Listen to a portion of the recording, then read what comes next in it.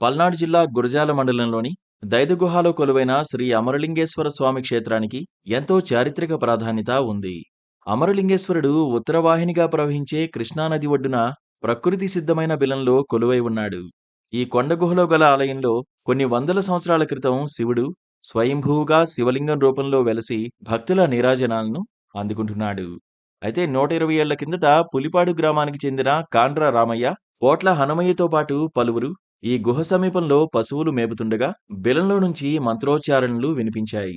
దీంతో వారు ఆ శబ్దం వచ్చిన దిశగా వెళ్లి వెతగ్గా బండరాళ్ల మాటున బిలద్వారం కనపడింది.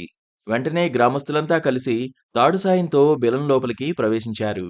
ఆ ఇరుకైన గుహలో కొంత దూరం ప్రయాణించిన తర్వాత అక్కడ వారికి దివ్యలింగాకారం సాక్షాత్కరించిందని గ్రామస్తులు చెబుతున్నారు.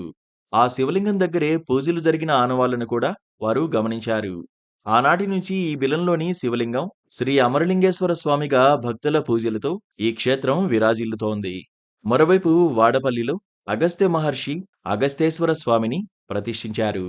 ఆ క్షేత్రం సమీపంలోనే ఉన్న ఈ బిలాన్ని అగస్త్య మహర్షి తపస్సు కోసం ఉపయోగించారని మరో కథ ప్రాచుర్యంలో ఉంది. ఈ అమరలింగేశ్వర స్వామి క్షేత్రానికి నిత్యం వేలాది మంది భక్తులు వచ్చి తమ మొక్కులు చెల్లించుకుంటున్నారు.